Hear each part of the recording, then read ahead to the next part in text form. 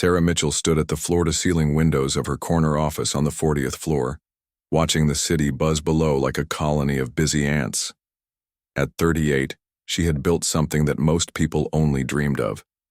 Mitchell Technologies wasn't just a company. It was her life's work, her identity, her everything. The software empire she had created from nothing now employed over 3,000 people and generated billions in revenue each year. The morning sun cast long shadows across her mahogany desk, where 3 computer monitors displayed real-time data from offices in 12 countries. Stock prices, quarterly reports, merger proposals, and expansion plans filled every screen. This was her kingdom, and she was its undisputed queen. But today, something felt different. The familiar rush of closing deals and making decisions that affected thousands of lives seemed hollow, almost meaningless. Her assistant knocked gently on the door before entering. "Mrs. Mitchell, the board meeting starts in 10 minutes, Jennifer said, holding a thick folder of documents. Sarah nodded without turning around, her reflection ghost-like in the window glass.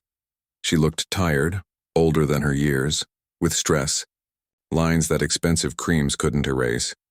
The boardroom filled with the usual suspects, 12 men and women in expensive suits, all depending on her vision and leadership to keep their investments profitable. They discussed quarterly earnings, new product launches, and aggressive expansion into emerging markets. Sarah participated mechanically, her mind elsewhere, remembering a different time when building this company felt like the most important thing in the world. 20 years ago, she had been a college dropout with big dreams and no money. Her best friend Emma had believed in her when nobody else would. Emma had been there during the 18-hour workdays in Sarah's tiny apartment, surviving on instant noodles and pure determination. When banks refused loans and investors laughed at their pitch, Emma never wavered in her support. She had been Sarah's co-founder, best friend, and the sister she never had. The memory of Emma's laugh echoed in Sarah's mind as the board members droned on about market penetration and competitive advantages. Emma had always been the heart of their operation while Sarah was the brain. Where Sarah saw numbers and strategies, Emma saw people and possibilities. She had insisted they offer the best employee benefits in the industry, create scholarship programs for underprivileged students, and donate millions to educational causes. After the meeting, Sarah returned to her office and opened the bottom drawer of her desk. Inside, wrapped in tissue paper, was a framed photograph from their early days. 2 young women, barely out of their teens, standing in front of a makeshift office with a hand-painted sign that read, Mitchell & Thompson Technologies. Emma's bright smile and infectious enthusiasm practically jumped off the photograph. Sarah traced Emma's face with her finger, remembering how her friend always believed they could change the world through technology. The phone rang, interrupting her thoughts. It was her personal attorney, confirming details about the memorial service.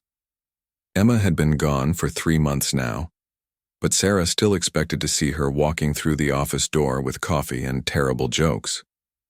The cancer had taken her quickly, too quickly for proper goodbyes or final conversations about dreams they had shared. Sarah looked around her empire, the awards lining the walls, the expensive art, the view that cost more per month than most people earned in a year. None of it felt real anymore.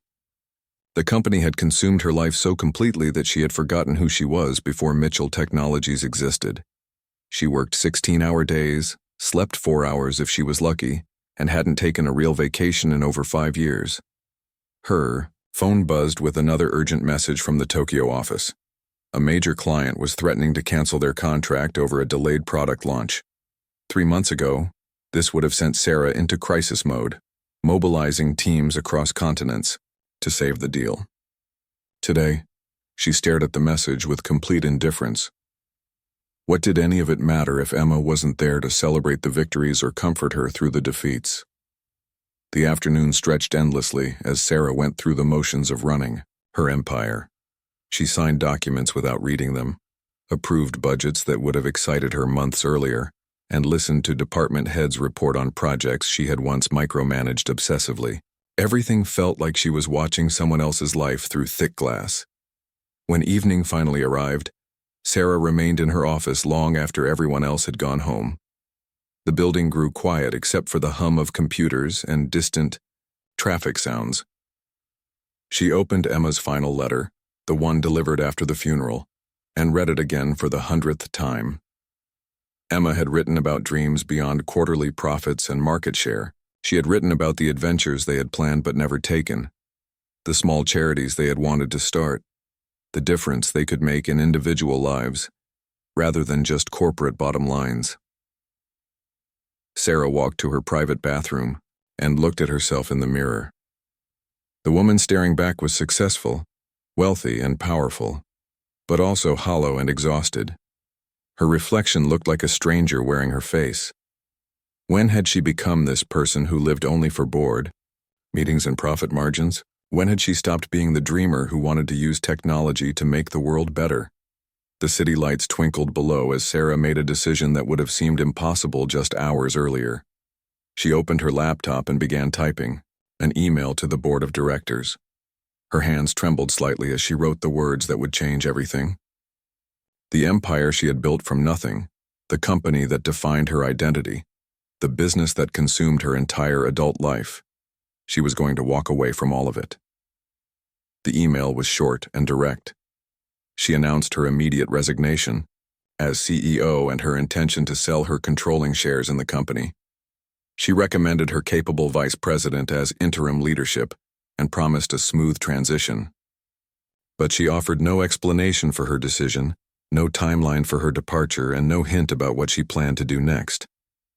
With one click of the send button, Sarah Mitchell began dismantling the only life she had known for 2 decades. The chaos began before Sarah had even finished her morning coffee. Her phone started ringing at 5:30 in the morning, barely 2 hours after she had sent the resignation email. The first call came from board chairman Robert Hayes, his voice sharp with panic and confusion. "Sarah, what the hell is going on? Is this some kind of negotiation tactic? Do you need more money, more stock options?"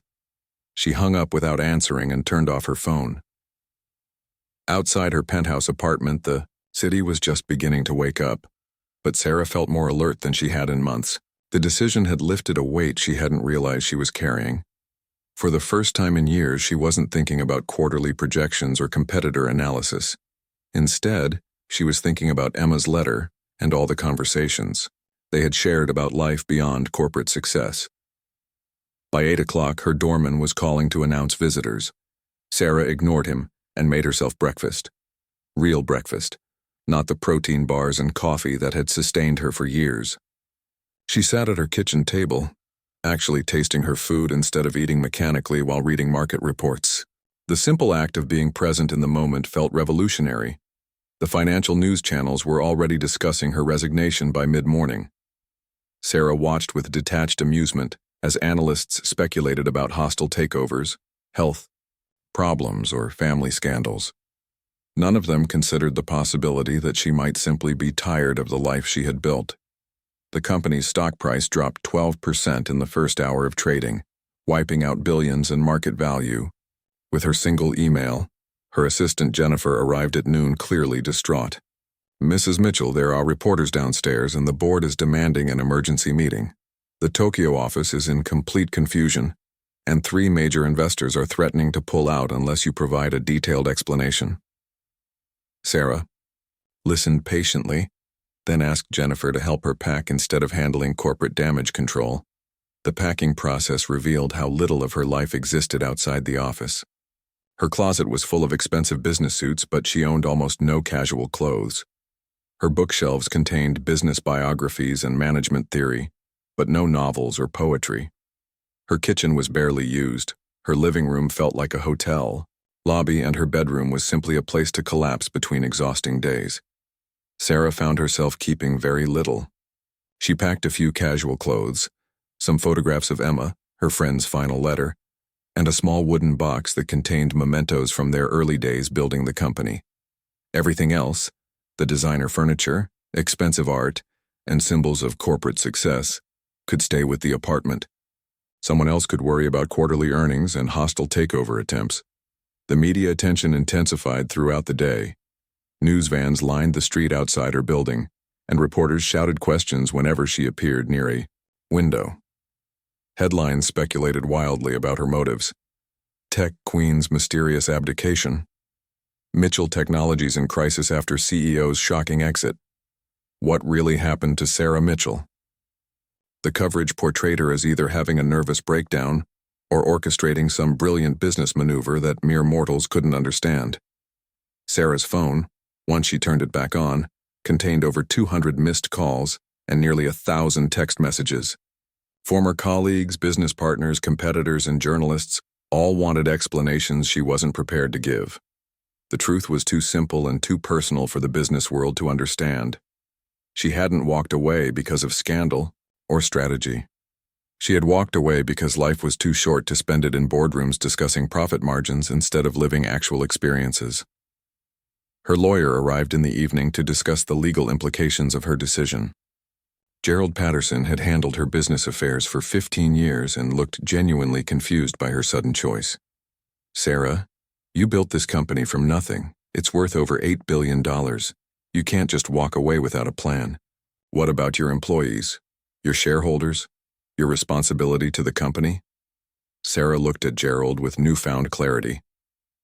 "My only responsibility is to myself and to honoring Emma's memory. The company will survive without me. It has good people and strong systems, but I won't survive if I keep living like I have been." Gerald tried to convince her to take a leave of absence instead of permanently resigning, but Sarah's mind was made up. She wanted a complete break from the corporate world that had consumed her identity. The most difficult conversation came when her parents called from their retirement home in Florida. They had seen the news coverage and were worried about their daughter's mental health. Her mother's voice was gentle but concerned. "Sweetheart, we know losing Emma was hard, but throwing away everything you've worked for isn't the answer. Maybe you need to talk to someone, get some help dealing with the grief."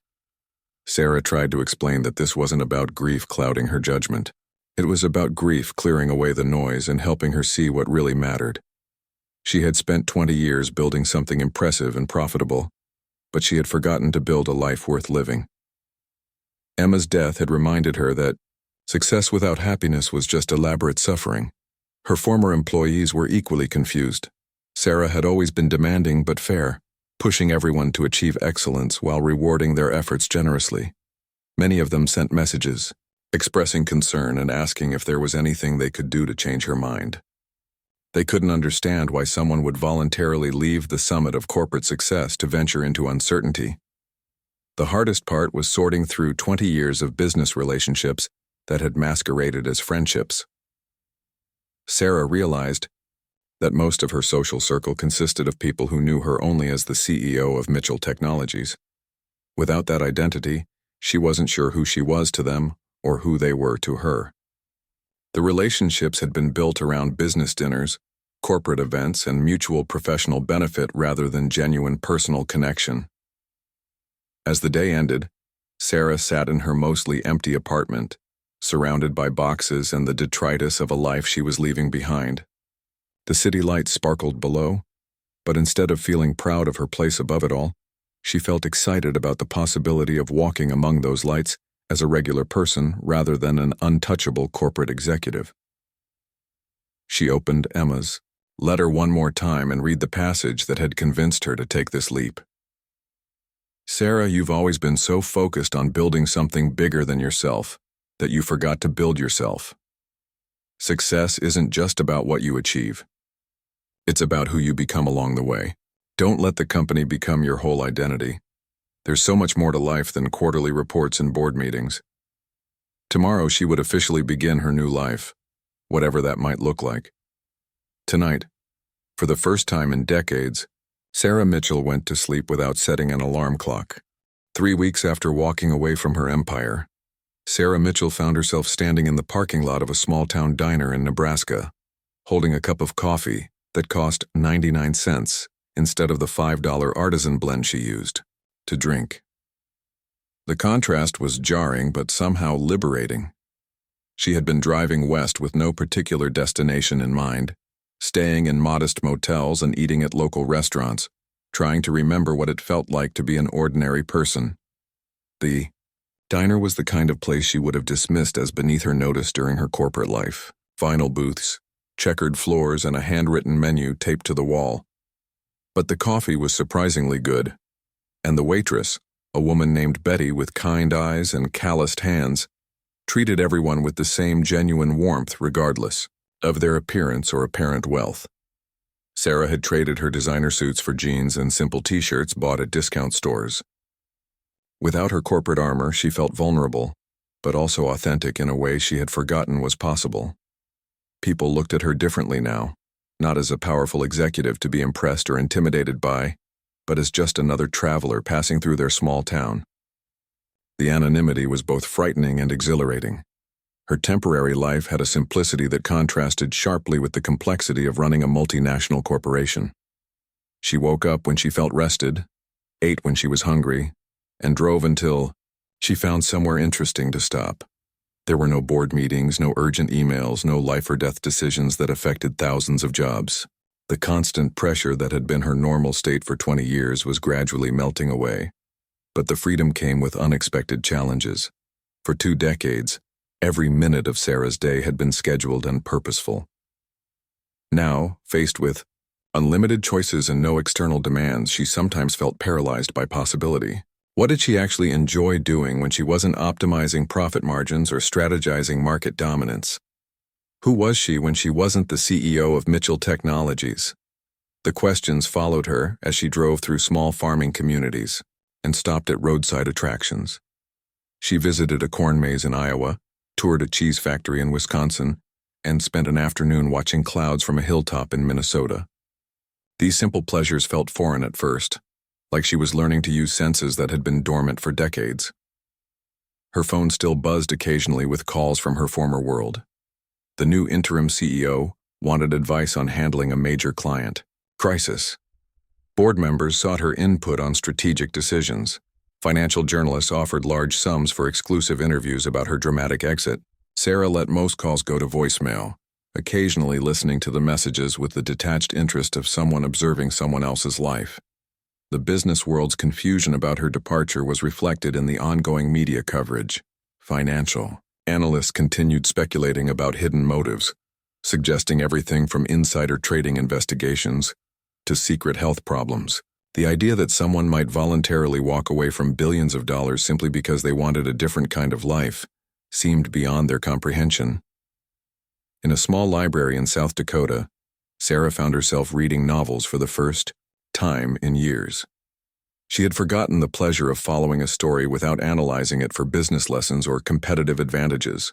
The librarian, an elderly man named Frank, recommended books based on nothing more than whether he thought she might enjoy them. The simple human interaction, free from corporate networking or strategic positioning, felt like a gift. She also began writing in a journal, something Emma had always encouraged, but Sarah had never found time for. The early entries were scattered and confused, full of questions about what came next and doubts about whether she had made a terrible mistake. But gradually, the writing became a way to process 20 years of suppressed thoughts and feelings that had been buried under corporate demands. One evening, in a small Montana town, Sarah attended a community barbecue in the town square. She had seen the flyers around town and decided to go, curious about local life beyond highway rest stops and chain restaurants. The event was simple: families sharing food, children playing games, and neighbors catching up on each other's lives.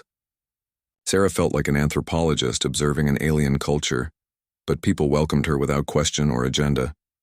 She found herself talking to a retired teacher named Margaret, who asked about her travels.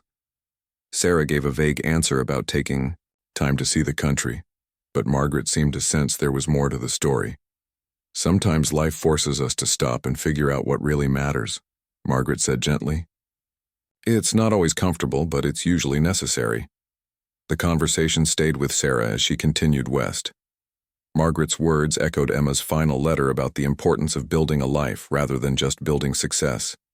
Sarah began to understand that her journey wasn't just about escaping her old life, but about discovering who she might become without the corporate identity that had defined her for so long. In Colorado, she stopped for several days in a small mountain town, that seemed frozen in time. The pace was impossibly slow compared to her former life. But she began to appreciate the rhythm of a place where people actually knew their neighbors, and where business success was measured in community contribution rather than stock prices. She rented a cabin by a lake and spent hours just sitting by the water, something that would have been unthinkable during her corporate years.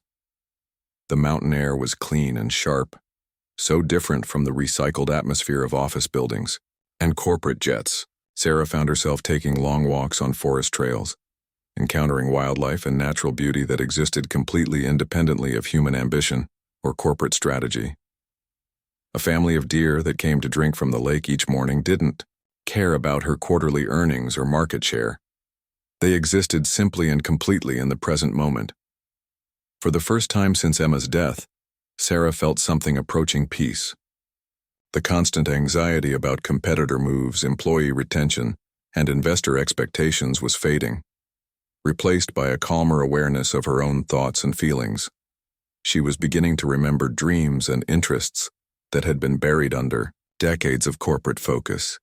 She called her parents from the cabin, and for the first time in weeks, her mother didn't ask when she was coming back to save her company. Instead, they talked about her father's garden, her mother's book club, and family memories that had nothing to do with business success. Sarah realized she had been so focused on building her empire that she had almost forgotten she had a family who valued her for reasons that had nothing to do with her professional achievements. As her time in the mountains drew to a close, Sarah felt she was beginning to understand what Emma had meant about building herself, instead of just building something bigger than herself. The journey was far from over, but she was finally asking the right questions about what kind of life she wanted to create. Sarah's journey west eventually brought her to a coastal town in Oregon called Seaside Harbor, population 3,200. She had intended to stay only one night, but something about the place made her linger. The town had a weathered charm that spoke of decades spent fighting ocean storms and economic hardships. Local businesses lined Main Street with hand-painted signs and windows full of crafts made by residents, rather than mass-produced merchandise. The motel where she stayed was run by a couple in their 70s, Tom and Ruth Caldwell, who had owned the property for 40 years. They treated guests like family, offering homemade cookies in the lobby and detailed recommendations for local attractions. Ruth noticed that Sarah seemed to be carrying some kind of burden and gently suggested she might enjoy volunteering at the community center while she was in town. The Seaside Harbor Community Center was a converted warehouse where locals gathered for everything from senior citizen meals to children's after-school programs. The director, an energetic woman named Lisa Chen, welcomed volunteers with genuine gratitude rather than the calculated networking Sarah remembered from corporate charity events. "We can always use extra hands," Lisa said simply. "What kinds of things do you enjoy doing?" Sarah realized she wasn't sure how to answer that question. For 20 years, her life had been defined by what needed to be done rather than what she enjoyed doing. She volunteered to help with whatever needed attention, which turned out to be preparing vegetables for the senior meal program. The work was simple and repetitive, but there was something satisfying about contributing to something that directly helped people in her immediate community. The seniors who came for lunch were a diverse group of retired fishermen, former teachers, small business owners, and lifelong homemakers. They welcomed Sarah warmly and shared stories about the town's history, their families, and their concerns about rising costs and changing times. Many of them had worked hard their entire lives but would never be wealthy by corporate standards. Yet they seemed more content and connected to their community than most of the millionaires Sarah had known in her business life. One regular, an 80-year-old former fisherman named Captain Joe, became particularly friendly with Sarah. He had spent 50 years working on commercial fishing boats and had stories that could fill novels. But what impressed Sarah most was his perspective on success and failure. "Made good money some years, barely scraped by in others," he told her. "But I always had my boat, my crew, and the ocean. That was enough for a good life." Sarah found herself staying later each day at the community center, helping with different programs and getting to know the regular volunteers. There was Maria, a retired nurse who organized the food bank with military precision. There was David, a former carpenter who taught woodworking classes to teenagers. There was Helen, a widow who ran a reading program for elementary school children. Each of them had found ways to remain useful and connected to their community after their primary careers ended. The work was entirely different from corporate leadership, but Sarah discovered she was good at organizing systems and solving practical problems. When the community center's ancient computer system crashed, she spent a weekend rebuilding their database and training volunteers on basic software. When they needed help applying for a federal grant, she used her business writing skills to craft a compelling proposal. The difference was that these contributions felt immediately meaningful, rather than abstractly profitable. 3 weeks into her stay, Sarah received a call that reminded her of the world she had left behind. Her former vice president, now serving as interim CEO, was facing a crisis that threatened to destroy the company. A major security breach had exposed customer data, and competitors were circling like vultures. Stock prices were plummeting, and several board members were calling for Sarah's immediate return to save the company she had built. Sarah listened to the panic in her former colleague's voice and felt surprisingly calm. 6 months ago, this crisis would have consumed her completely. She would have worked around the clock, mobilized teams across multiple continents, and treated the company's survival as a matter of life and death. Now, sitting in a small coastal town where her biggest concern was whether they had enough volunteers for Friday's fish fry, the corporate drama felt like something happening in a movie rather than real life. "I'm sorry this is happening," she told her former VP, "but I'm not coming back. You have good people and smart systems. Trust your instincts and don't let the board panic you into making desperate decisions." She offered to be available for consultation if needed, but made it clear that her days of corporate crisis management were over. The call forced Sarah to confront a question she had been avoiding. What did she actually want to do with the rest of her life? The simple volunteer work at the community center was fulfilling in ways that corporate success had never been. But was it enough to build a permanent life around? She had financial resources that could last several lifetimes. But money without purpose felt hollow. She began exploring the town more deeply, learning about its challenges and opportunities. Seaside Harbor, like many small coastal communities, was struggling with economic decline. The fishing industry that had sustained the town for generations was facing environmental pressures and corporate competition. Young people were leaving for opportunities in larger cities, leaving behind an aging population with limited resources. But Sarah also saw potential that reminded her of the early days building her tech company. The town had natural beauty, a strong sense of community, and residents with skills and dedication that were being underutilized. What they lacked were resources and strategic thinking to leverage their assets effectively. Sarah began to wonder if her business experience might be valuable in a completely different context. She started having informal conversations with local business owners, community leaders, and residents about their vision for the town's future. The discussions revealed a community that was creative and hardworking, but lacked access to capital, technology, and marketing expertise that could help them compete with larger competitors.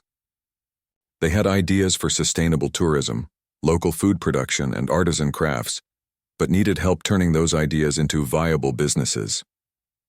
Sarah found herself sketching out business plans and development strategies, not for multinational expansion, but for helping a small community thrive.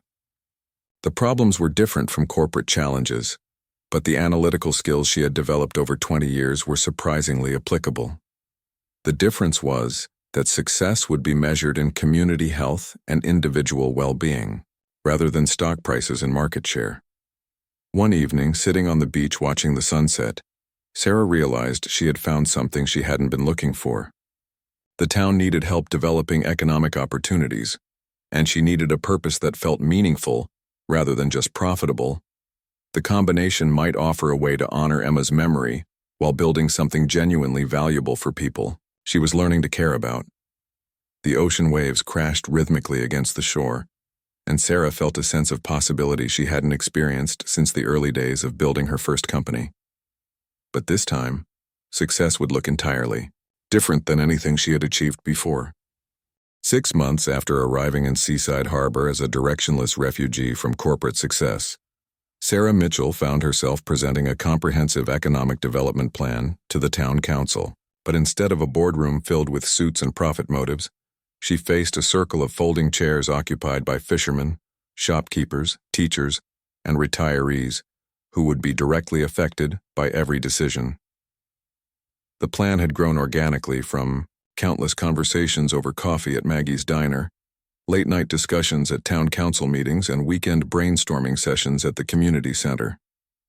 Sarah had approached the project with the same analytical rigor she once applied to corporate acquisitions, but the goals were entirely different. Instead of maximizing shareholder value, they were working to create sustainable jobs, preserve community character, and improve quality of life for residents. The centerpiece of the plan was a cooperative network that would connect local businesses, artisans, and service providers in ways that benefited everyone. Sarah had identified 36 residents with skills and products that could appeal to tourists and online customers if properly marketed and coordinated.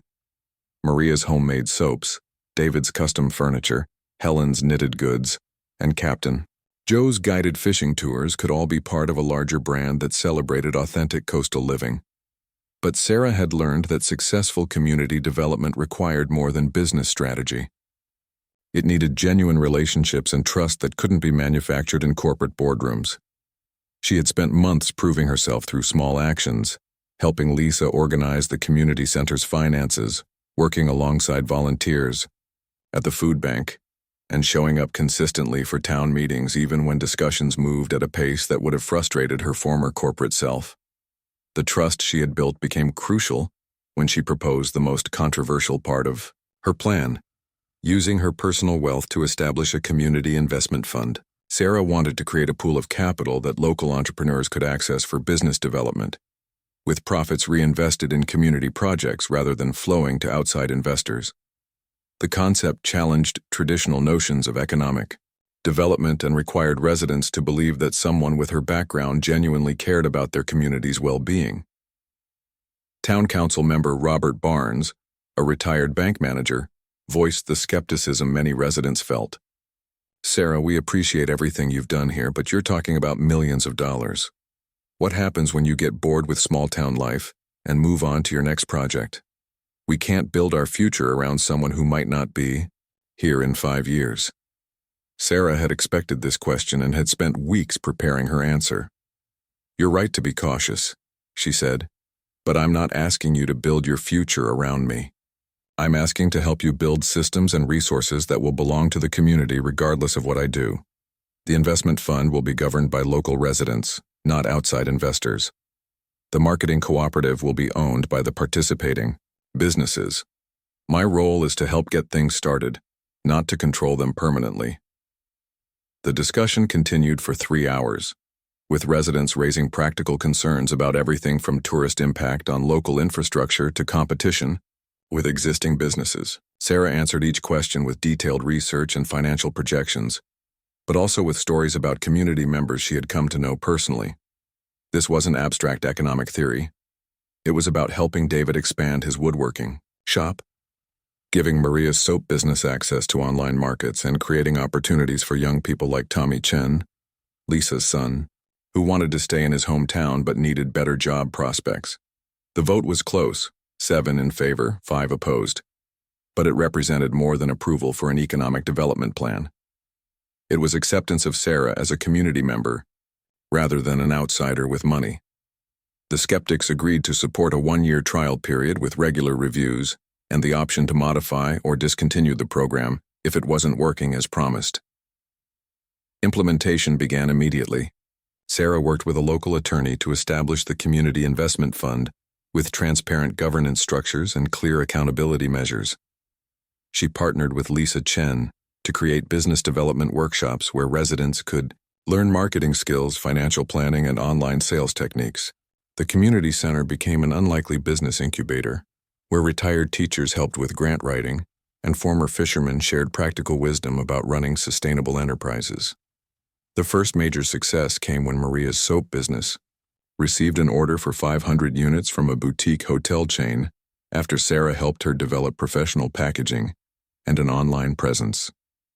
David's custom furniture attracted buyers from Portland after Sarah arranged for professional photography and created a website showcasing his craftsmanship. Captain Joe's fishing tours were booked solid after Sarah helped him partner with regional tourism boards and develop package deals with local restaurants. But the most meaningful change was less tangible. Sarah noticed it during her daily walks through town, in the way people greeted each other and talked about future possibilities rather than past disappointments. The economic development project had given residents a shared sense of purpose and renewed confidence in their community's potential. Young families were talking about staying instead of leaving, and retired residents were finding ways to contribute their skills to local businesses. Sarah's own transformation was equally dramatic. The woman who had once measured success in stock prices and quarterly earnings now found satisfaction in small victories, helping a high school graduate start a photography business, connecting a retired teacher with tourists who wanted to learn about local history, or watching Captain Joe teach his grandson to run fishing charters.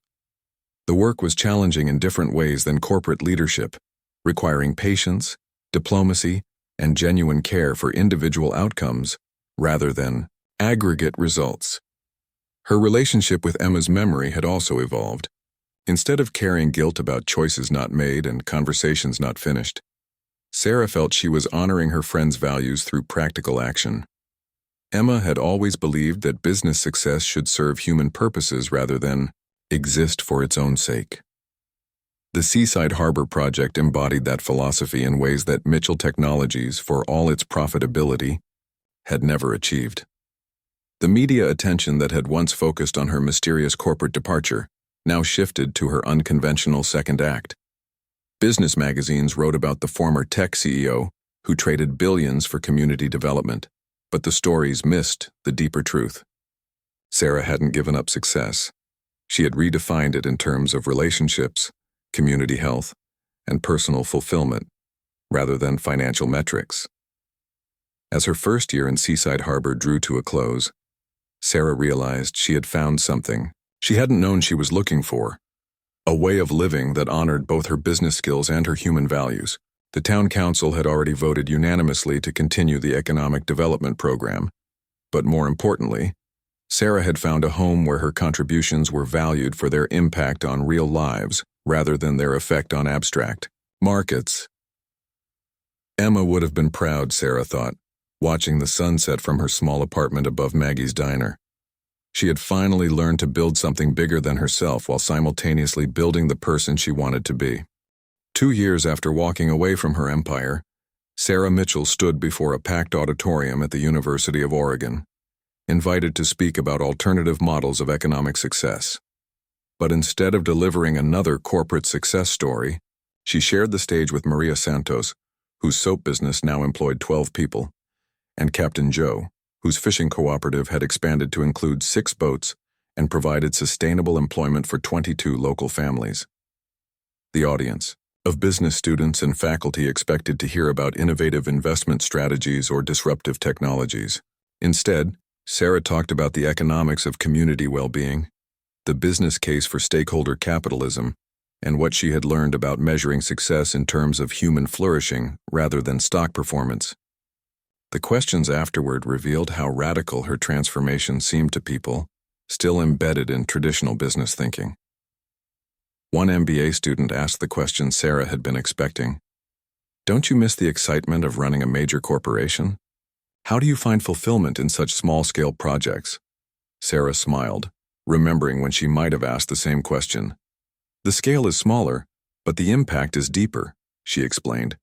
"I used to affect thousands of employees through policy decisions. Now I know the names of people whose lives are different because of work we've done together. Both have value, but one feels more real to me." The Seaside Harbor experiment had exceeded everyone's expectations, including Sarah's. The Community Investment Fund had helped launch 37 new businesses, from artisan bakeries to technology consulting services, run by residents who had moved back from larger cities. Property values were rising, but remained affordable because the town had implemented community land trust policies that Sarah had helped design. Tourism was growing steadily without overwhelming the community's character, thanks to sustainable development guidelines that prioritized local businesses over chain restaurants and big-box stores. But the most significant change was harder to quantify. Seaside Harbor had transformed from a declining coastal town into a model of community-driven economic development that attracted attention from researchers, policymakers, and other struggling communities. Sarah received invitations to consult on similar projects across the country, but she was selective about taking on new commitments. She had learned that sustainable community development required long-term relationships rather than quick consulting engagements. The personal cost of her transformation had been significant, but worthwhile. Mitchell Technologies had survived her departure but never regained its former market dominance.